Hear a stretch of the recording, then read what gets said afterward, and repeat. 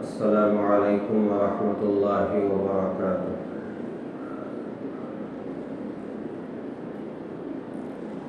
الحمد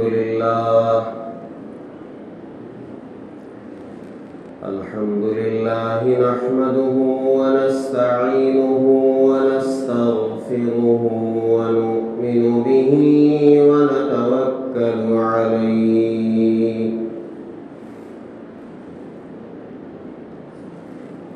ونعوذ باللہ من شرور انفسنا ومن سیئات اعمالنا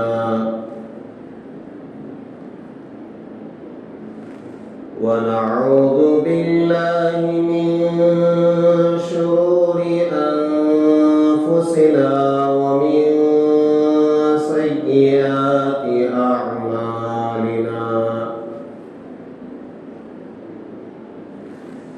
من يهده الله فلا مضل له ومن يضلله فلا هادي له ونشهد أن لا إله إلا الله وحده لا شريك له ونشهد أن سيدنا ونبينا ومولانا محمدا عبده ورسوله الذي أرسل بالحق بشيرا ونذيرا وداعيا إلى الله بإذنه وسراجا منيرا أما بعد فقد قال الله تبارك وتعالى في القرآن المجيد أعوذ بالله من الشيطان الرجيم بسم الله الرحمن الرحيم إن أول بيت وضع للناس للذي ببكة مباركا وهدى للعالمين آمنت بالله صدق الله العظيم وصدق رسوله النبي الكريم ونحن على ذلك لمن الشاهدين والشاكرين والحمد لله رب العالمين۔ دنیا کے بت قدوں میں پہلا وہ گھر خدا کا، دنیا کے بت قدوں میں پہلا وہ گھر خدا کا، ہم اس کے پاسباں ہیں وہ پاسباں ہمارا۔ بزرگان محترم، اللہ تبارک و تعالیٰ کا بے انتہا فضل و احسان ہے، جس ذات وحدہ لا شریک نے مجھے اور آپ کو ایمان کی دولت سے سرفراز فرمایا، اور پھر اس ایمان کے تقاضوں پر چلنے کے لیے اللہ تعالیٰ نے اپنا کلام پاک ہم سب کو عطا فرمایا، جس کے ذریعے سے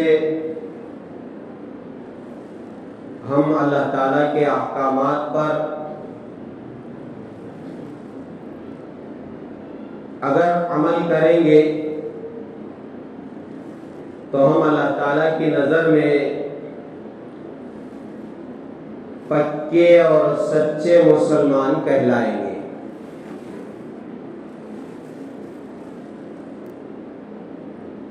اسی کلام پاک میں اللہ تعالیٰ نے یہ فرمایا ان اول بیت وضع للناس للذی ببکۃ مبارکا وہدی للعالمین۔ اللہ کے نام پر جو پہلا گھر بنایا گیا اور وہ لوگوں کی عبادت کے لیے بنایا گیا، وہ پہلا گھر کہاں ہے؟ للذی ببکہ، جسے ہم مکۃ المکرمہ کہتے ہیں، اس کو قرآن پاک کہتا ہے کہ بکہ میں یعنی مکۃ المکرمہ میں وہ گھر بنایا گیا ہے۔ ایک سوال یہ ہے، یہ گھر جسے ہم بیت اللہ کہتے ہیں، کعبۃ اللہ کہتے ہیں، اس گھر کو اللہ تعالیٰ نے دنیا میں کیوں بنایا؟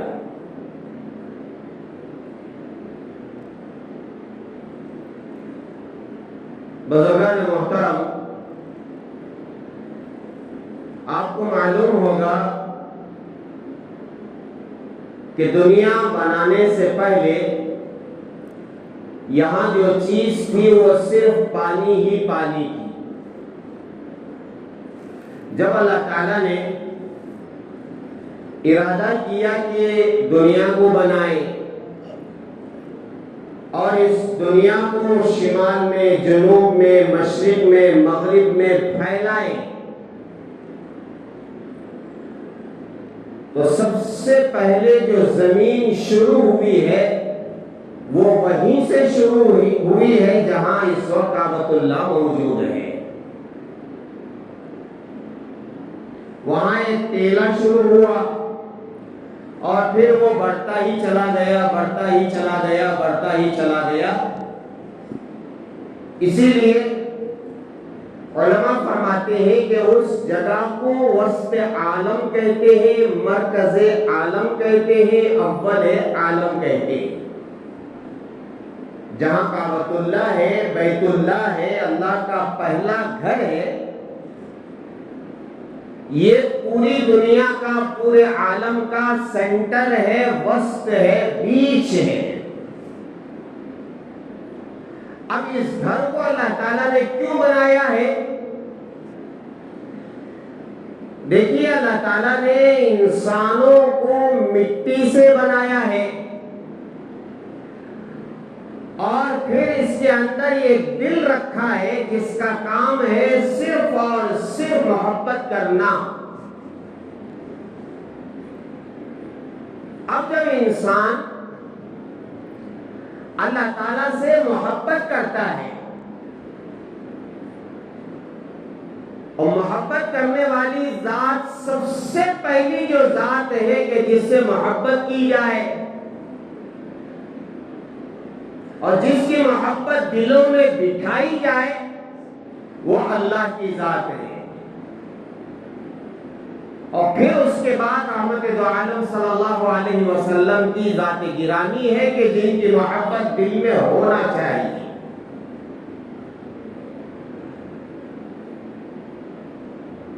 جب ایک مومن کے دل کے اندر اللہ تعالیٰ کی محبت ہوتی ہے، اب اس محبت کے جذبے کو کیسا پورا کرے؟ انسان تو مٹی کا بنا ہوا ہے، اور جب انسان مٹی کا بنا ہوا ہے تو اس کی خاصیت یہ ہے، اس کی خصوصیت یہ ہے، جب تک اس کے سامنے کوئی چیز نہیں ہوتی ہے وہ اس سے مانوس نہیں ہوتا ہے۔ انسیت کے لیے، مانوس ہونے کے لیے دل لگی کے لیے، دل لگانے کے لیے اسے کوئی چیز چاہیے. یہ انسان کی خصوصیت ہے. اب جب انسان کے دل میں اللہ کی محبت رچی ہوئی ہے، بسی ہوئی ہے، اب اس جذبے کو کیسا پورا کرے؟ اور اللہ کی ذات ایسی ہے کہ وہ نظر نہیں آتی. اللہ نظر نہیں آتے ہیں. دنیا میں رہتے ہوئے انسان ان جسمانی آنکھوں سے جو دنیا میں دی گئی ہے اللہ کا دیدار نہیں کر سکتا، نہیں کر سکتا، نہیں کر سکتا.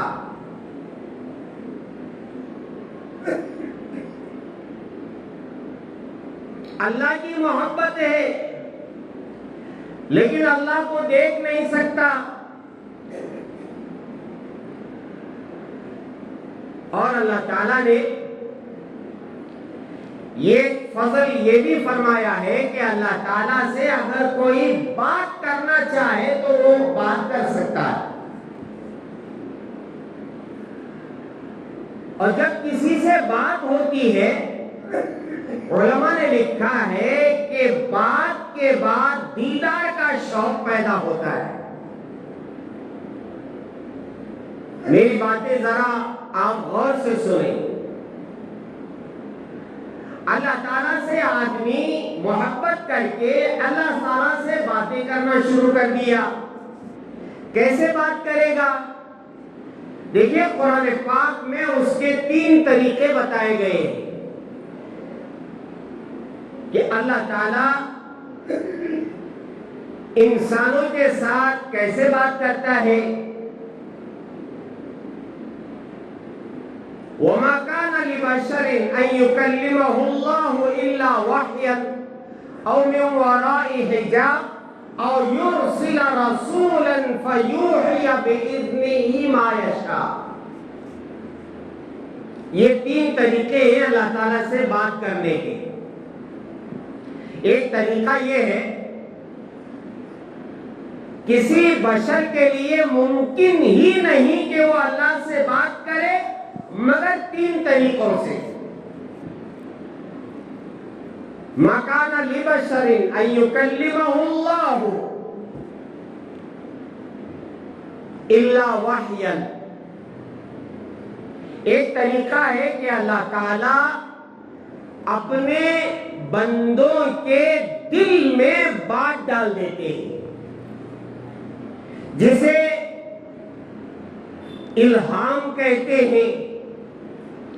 اور یہ دونوں طریقے سے ہو سکتا ہے. انسان کو جاگتے میں بھی اللہ تعالیٰ وہ بات ڈال سکتے ہیں اور نیند کی حالت میں بھی، خواب میں بھی وہ چیز ڈال سکتے ہیں اور بتا سکتے ہیں. اور لوگوں میں بھی یہ بات مشہور ہے اچانک میرے ذہن میں اللہ نے یہ بات ڈالی. بولتے میں بھی بولتا ہوں، آپ بھی بولتے ہوں گے. اچانک میرے ذہن میں اللہ نے یہ بات ڈالی. یہ جو بات ڈالنا ہے اللہ کی طرف سے، یہ اللہ سے بات کرنا ہے اور یہ عام ہے. یعنی اللہ تعالی اپنے محبوب پیغمبروں کے دل میں بھی یہ بات ڈالتے ہیں اور حضرات اولیاء کے ذہن میں بھی یہ بات ڈالتے ہیں. غوث، قطب، ابدال، اتقیاء، اصفیاء، یہ سب درجات ہیں متقیوں کے، پرہیزگاروں کے. جو جس درجے کا ولی ہوتا ہے اس کا کوئی نام ہوتا ہے. عام مومن و مسلمان ہے، ذرا آگے بڑھتا ہے تو وہ ولی بنتا ہے، پھر اس کا مقام آگے بڑھتا ہے تو وہ اتقیاء میں، اصفیاء میں، اور ابدال میں، اور بڑا مقام ہے غوث کا، غوث میں، اور پھر حضرات انبیاء علیہ السلام ہے۔ تو یہ جو پہلا طریقہ ہے بات کرنے کا وہ الہام ہے، اور یہ ہر مسلمان کے ساتھ اللہ تعالیٰ یہ معاملہ کرتے ہیں، یہ اللہ تعالیٰ کا فضل ہے کہ اللہ تعالیٰ دل میں بات ڈالتے ہیں۔ عام طور پر جب کوئی کام شروع کرتے ہیں تو شریعت کا حکم یہ ہے کہ آپ استخارہ کریں۔ لوگ کہتے ہیں میں فلاں کام کرنا چاہتا ہوں، فلاں گھر میں جانا چاہتا ہوں، یا فلاں سے میں رشتہ کرنا چاہتا ہوں، میں فلاں دکان لینا چاہتا ہوں، یا فلاں زمین لینا چاہتا ہوں، یا میں کسی اور شہر منتقل ہونا چاہتا ہوں، یا میں کسی اور ملک جانا چاہتا ہوں، میں دوسری کنٹری میں رہنا چاہتا ہوں، اس کے لیے کیا کروں؟ شریعت نے، اسلام نے جو طریقہ بتایا ہے وہ یہ ہے کہ آپ استخارہ کریں۔ استخارے کا مطلب یہ ہوتا ہے کہ آپ اللہ سے یہ معلوم کریں کہ یہ کام میرے لیے صحیح ہے یا غلط ہے، شر ہے یا خیر ہے، اچھا ہے یا برا ہے، میں کر سکتا ہوں یا نہیں کر سکتا۔ اس کا ایک طریقہ بتایا گیا ہے۔ آپ وضو کریں، 2 رکعت نماز پڑھیں اور استخارے کی دعا کر کے اللہ کی طرف متوجہ ہو جائیں۔ جو بات چاہے وہ جاگتے میں اللہ ذہن میں ڈالے یا سونے کے بعد خواب میں اللہ تعالیٰ وہ بات ذہن میں ڈالے، معلوم ہو جاتا ہے کہ میں یہ کام کر سکتا ہوں یا نہیں کر سکتا، یہ رشتہ اچھا ہے میرے لیے یا برا ہے، یا میرے بچے کے لیے، بچی کے لیے یہ رشتہ اچھا ہے یا برا ہے۔ اللہ تعالیٰ بات ڈالتے ہیں، اس کو کہتے ہیں اللہ سے بات کرنا، الہام۔ جاگتے میں بھی ہو سکتا ہے اور خواب میں بھی ہو سکتا ہے۔ اور میرے عزیزوں، اللہ سے بات کرنے کا شوق پیدا ہونا یہ بہت بڑی بات ہے، بہت بڑی بات ہے۔ اللہ سے بات کرنے کا شوق ہمارے دلوں میں نہیں ہے، غیر اللہ سے بات کرنے کا شوق ہے۔ دنیا والوں سے ہم بات کریں گے، اچھوں سے بھی بات کریں گے، بروں سے بھی بات کریں گے، اچھی بھی دوستی ہوگی، بری بھی دوستی ہوگی۔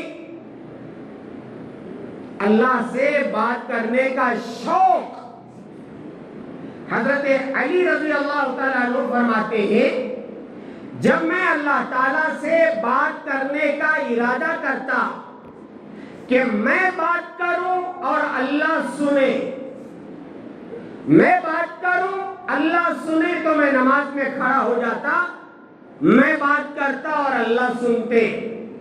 جب میری خواہش ہوتی کہ اللہ بات کرے اور میں سنوں تو میں قرآن کی تلاوت کرتے ہوئے بیٹھ جاتا۔ یہ فرق دیکھیں، میں بات کر رہا ہوں، اللہ سن رہے ہیں۔ آپ نماز میں کھڑے ہو جائیں، بس آپ قرآن پاک کی تلاوت کرتے جائیں، کرتے جائیں، کرتے جائیں۔ اسی لیے اللہ تعالیٰ نے قرآن پاک کو نماز میں پڑھنے کے لیے محدود نہیں کیا ہے، محدود نہیں کیا ہے۔ وہ فرائض میں ہے، ہلکی نماز پڑھنا چاہیے، اس سے پہلے بھی میں آپ کو بتا چکا ہوں۔ جماعت کا مسئلہ ہوتا ہے اور جماعت میں صحت مند بھی رہتا ہے، بیمار بھی رہتا ہے، اور فرصت والا بھی ہوتا ہے اور کام والا بھی ہوتا ہے۔ اس لیے مصلیوں کی رعایت کرتے ہوئے امام کو ہلکی نماز پڑھانا چاہیے، لمبی لمبی قرات نہیں کرنا چاہیے، 2 پارے پڑھ رہا ہے، 4 پارے نہیں۔ اس کے علاوہ نفل نماز کے لیے کوئی مقدار متعین نہیں ہے. آپ پوری رات کھڑے ہو کر کے اپنی بات اللہ کو سنا سکتے. اما عائشہ رضی اللہ تعالی عنہا عشاء کے نماز کے بعد رکعت باندھتی تھی اور فجر تک ایک رکعت مکمل نہیں ہوتی تھی کہ فجر کی اذان ہو جاتی. اما عائشہ فرماتی ہیں یا اللہ آپ رات کتنی چھوٹی بنائی ہے کہ میں ایک رکعت مکمل نہیں کر سکتی. اور میں اور آپ جو نماز پڑھتے ہیں 2 منٹ میں 2 رکعت اور 4 منٹ میں 4 رکعت، اس سے پہلے بھی میں اشارہ کر چکا ہوں. اللہ سے بات کرنے کا شوق اور اللہ کو دیکھنے کا شوق، جب محبت اللہ کی دل میں ہوتی ہے تب جا کر کے یہ دونوں چیزیں پیدا ہوتی ہیں کہ میں اللہ سے بات کروں اور پھر اللہ کو دیکھوں. تو ایک طریقہ تو یہ ہے اللہ سے بات کرنے کا، اور دوسرا طریقہ یہ ہے اور من وراء حجاب. اللہ فرماتے ہیں کہ اللہ سے بات کرنے کا دوسرا طریقہ یہ ہے وہ پردے کے پیچھے رہ کر کے بات کرتا ہے. جیسے حضرت موسیٰ علیہ السلام کوہ طور کے پاس پہنچتے تھے اور پردے کے پیچھے سے آواز آتی تھی اور اللہ تعالیٰ سے حضرت موسیٰ بات کرتے تھے. اللہ نظر نہیں آتے تھے، بات ہوتی تھی پردے کے پیچھے سے. موسیٰ علیہ السلام کو اللہ دیکھ رہے ہیں مگر موسیٰ علیہ السلام اللہ کو نہیں دیکھ رہے، لیکن بات ہو رہی ہے. اور تیسرا طریقہ یہ ہے اللہ تعالیٰ اور یرسل رسولا فیوحی بإذنہ ما یشاء. قرآن کتنا صاف بتاتا ہے. تیسرا طریقہ یہ ہے اللہ تعالیٰ اپنے فرشتے کو پیغام دے کر کے بھیج دیتے ہیں. اور وہ پیغام لانے والے فرشتے آپ سب کو معلوم ہے اللہ تعالیٰ نے پیغام بھیجنے کے لیے جن فرشتے کو متعین فرمایا وہ حضرت جبرائیل علیہ السلام ہے. حضرت جبرائیل علیہ السلام پیغام لے کر کے حضرات انبیاء علیہ السلام کے پاس آیا کرتے تھے. اللہ اپنے انبیاء سے، اپنے بندوں سے جن کو نبی بنایا، جن کو رسول بنایا، ان سے بات کرنے کا یہ تیسرا طریقہ یہ ہے وہ فرشتے کو بتاتے تھے اور فرشتہ آ کر کے وہ پیغام پہنچاتا تھا جسے ہم عام طور پر وحی کہتے ہیں. ہر پیغمبر کے پاس حضرت جبرائیل علیہ السلام آئے ہیں اور سب سے زیادہ مرتبہ رحمت دو عالم صلی اللہ علیہ وسلم کی خدمت میں آئے ہیں. کتابوں میں لکھا ہے کہ 24,000 مرتبہ حضرت جبرائیل علیہ السلام رحمت دو عالم صلی اللہ علیہ وسلم کے دربار عالی میں حاضر ہوئے. حضرت جبرائیل علیہ السلام عام طور پر جن صحابی کے شکل میں آتے تھے ان کا نام ہے دحیہ کلبی. انسان کی شکل میں آتے تھے حضرت جبرائیل اور ان کا نام ہے جس انسان کی شکل میں آتے تھے وہ عام طور پر دحیہ کلبی کے شکل میں آتے تھے اور پیغام پہنچا کر کے جاتے تھے. اللہ سے محبت ہو گئی ہے، اب اللہ سے باتیں ہو رہی ہیں، باتیں ہو رہی ہیں، باتیں ہو رہی ہیں، انبیاء بھی بات کر رہے ہیں. اب ذرا اور آگے ایک چیز میں آپ کو بتا دیتا ہوں. پہلا جو طریقہ ہے وہ عام ہے، ہر انسان سے، اس میں انبیاء بھی ہیں اور غیر انبیاء بھی ہیں، یہاں تک کہ فرشتے بھی ہیں. اور جو دوسرا طریقہ ہے وہ ذرا خاص ہے. فرشتوں سے اللہ پردے میں بات کریں گے. اور حضرت انبیاء میں حضرت موسیٰ علیہ السلام خاص ہیں جن کو کلیم اللہ کہا جاتا ہے کہ اللہ سے بات کرنے والے. وہ پردے کے پیچھے سے بات کرتے تھے. اور جو تیسرا طریقہ ہے وہ خاص ہے، خاص ہے، خاص ہے. ہر ایرے غیرے کے پاس، ہر مسلمان کے پاس یا ہر ولی کے پاس حضرت جبرائیل علیہ السلام نہیں آیا کرتے.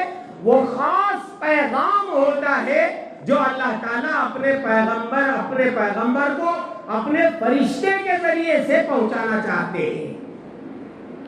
اب آدمی اللہ کی محبت دل میں رکھا ہوا ہے، اب اس کا اظہار کرے تو کیا کرے، کیسے کرے؟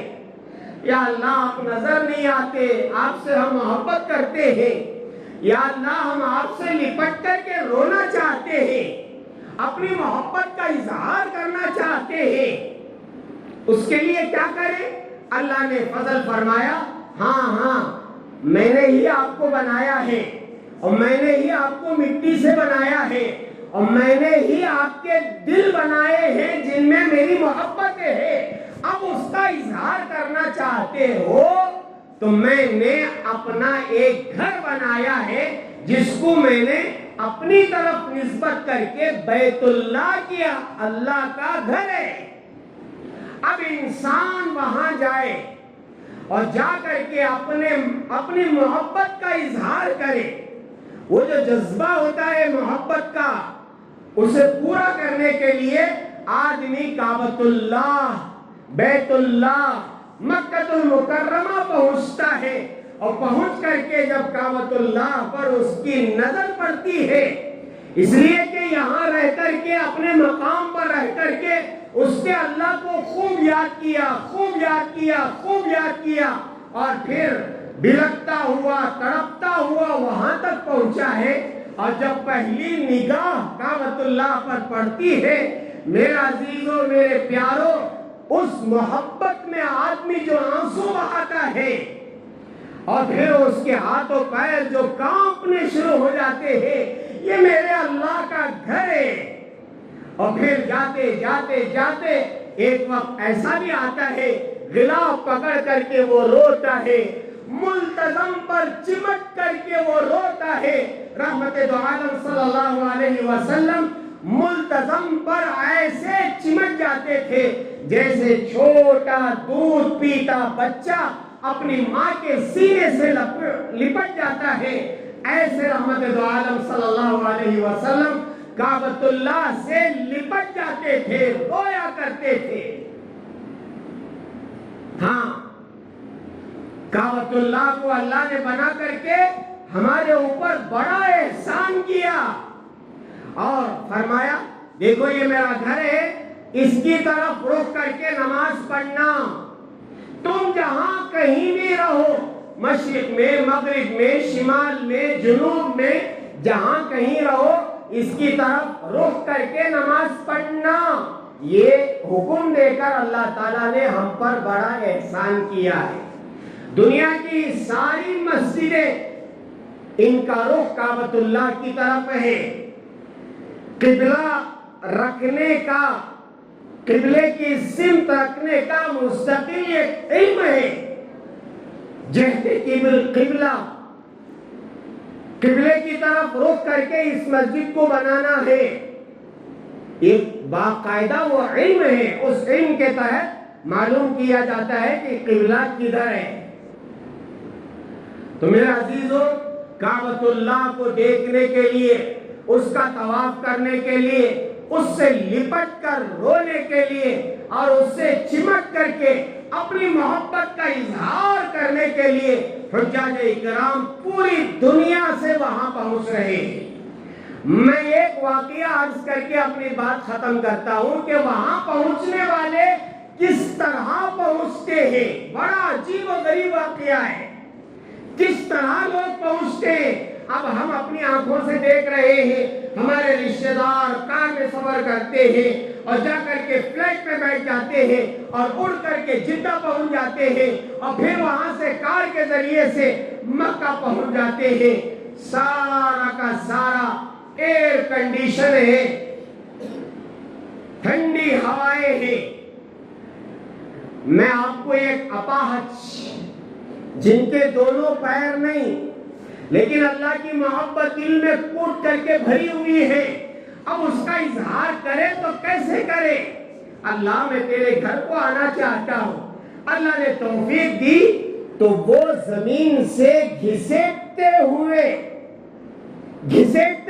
کار نہیں, بس نہیں, ہوائی جہاز نہیں, اپنے مقام پر سے گھسیٹتے ہوئے نکلے ہیں. حضرت مالک بن دینار رحمت اللہ علیہ فرماتے ہیں شدید گرمی ہے. شدید گرمی کسے کہتے ہیں؟ ابھی ہم نے اپریل میں دیکھا نا ہماری حالت کیا ہوتی تھی. بنگلور سے سفر کر کے میں آتا تو تھک جاتا تھا, گرم ہوا شروع ہو گئی تھی, جبکہ یہاں گرمی نہیں ہے.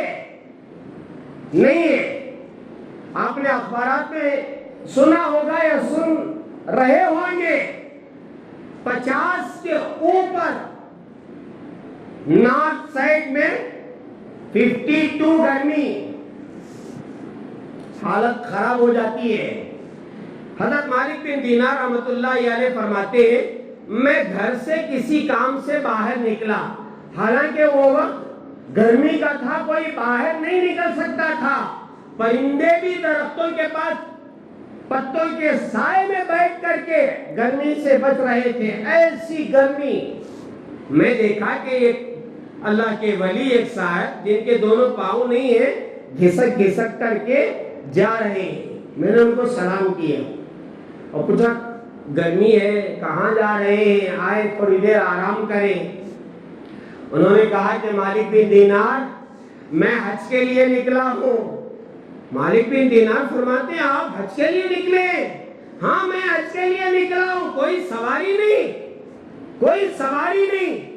وہ اللہ کے ولی جو اپاہج پاؤں نہیں, وہ غصے میں کہتے ہیں مالک بن دینار کوئی اللہ کو ناراض کر کے سواری پر جائے گا اللہ سے معافی مانگنے کے لیے؟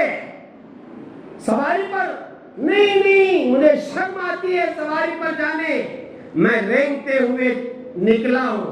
مالک بن دینار کہتے میں نے ان سے گزارش کی تھوڑی دیر آرام کر لے, گرمی ختم ہونے کے بعد آپ نکلتے.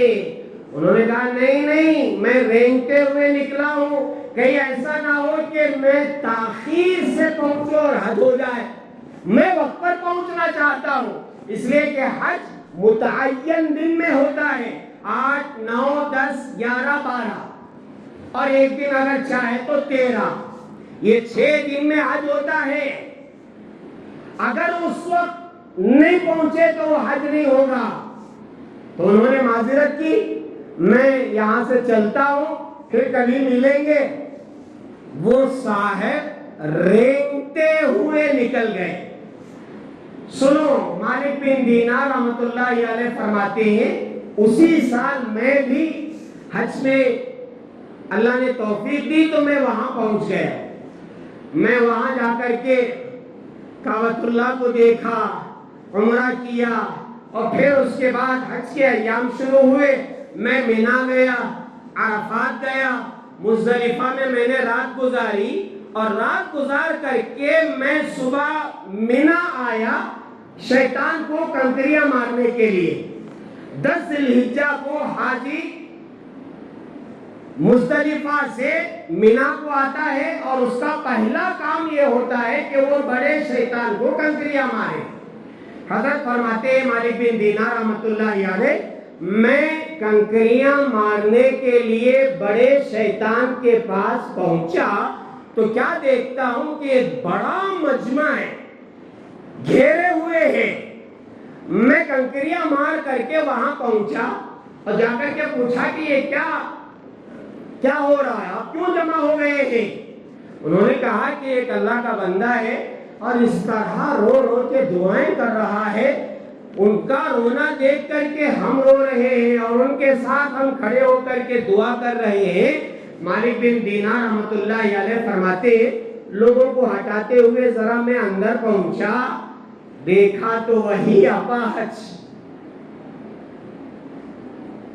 جو کھسک کھسک کر کے آ رہا تھا، وہ بھی اپنا حج مکمل کر کے عرفات کے میدان کو جا کر، مزدلفہ جا کر، مینا جا کر، واپسی میں جب مینا پہنچ کر کے کنکریاں مارنے کا عمل کر کے وہاں گیا ہوا ہے، اور جا کر کے میں نے قریب سے اس کی دعائیں سنی تو وہ یہ کہہ رہا تھا کہ یا اللہ حج مکمل ہو گیا ہے، اب کنکریاں مارنے کا عمل ہوا یہ بھی مکمل ہو گیا ہے، یا اللہ اس کے بعد جو عمل ہے وہ قربانی والا عمل ہے، اللہ آپ جانتے ہیں کہ میرے پاس سوائے اس احرام کے کپڑے کے کچھ بھی نہیں ہے، میرے پاس اتنا پیسہ نہیں، اتنا مال نہیں کہ میں قربانی دوں، بکرا دوں کہ اون دوں کہ گائے دوں،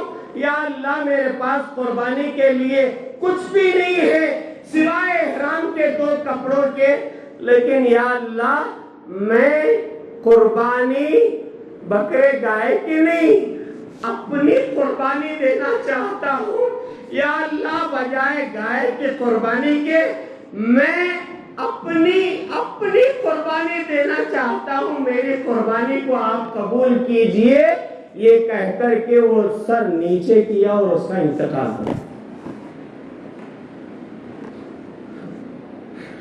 ہاں میرے عزیزوں، یہ منظر بڑا پیارا منظر ہوتا ہے، اور حجاج اکرام وہاں پہنچ کر کے کیا مزے لے رہے ہوں گے عبادتوں کے، طواف کے، سعی کے، اور پھر آگے زمزم کے پینے کے، اور پھر کعبۃ اللہ کو دیکھنے کے۔ اللہ اکبر، اللہ اکبر، یزیدک وجہہ حسنا اذا ما زدتہ نظرا، جتنا کعبۃ اللہ کو دیکھیں گے وہ اتنا خوبصورت نظر آئے گا، اتنا خوبصورت نظر آئے گا۔ اسی لیے فرمایا کعبۃ اللہ پر روزانہ اللہ تعالیٰ کی رحمتیں نازل ہوتی ہیں، 120 رحمتیں 60 طواف کرنے والوں کے لیے، اور 40 وہاں نماز پڑھنے والوں کے لیے، اور 20 رحمتیں صرف بیٹھ کر کے کعبۃ اللہ کو دیکھنے والوں کے لیے۔ اس لیے میرے عزیزوں، ان ایام میں حج کی باتیں ہی اچھی لگتی ہیں، قربانی کی باتیں ہی اچھی لگتی ہیں، اس لیے میں نے 2 جمعوں سے حج کا تذکرہ کیا ہے، جانے والوں کا تذکرہ کیا ہے۔ اب جو دل میں بات آ رہی ہوگی آپ کے میرے، یا اللہ میں بار بار کعبۃ اللہ کو دیکھوں، آپ یقیناً اسی جذبے کے ساتھ آنسو بہاتے ہوئے اللہ سے مانگیں، اللہ تعالیٰ ضرور ضرور ضرور اپنے گھر کی زیارت کے لیے بلائیں گے۔ دعا فرمائے اللہ تبارک و تعالیٰ ہم میں سے ہر ایک کو اپنے گھر کی بار بار زیارت نصیب فرمائے۔ جتنے لوگ وہاں پہنچ چکے ہیں اللہ تعالیٰ ان کے عمروں کو قبول فرمائے۔ اب جب حج کے ایام آئیں گے اللہ تعالیٰ سب کو حج آسان فرمائے اور ان کے حج کو قبول فرمائے۔ وآخر دعوانا ان الحمد للہ رب العالمین۔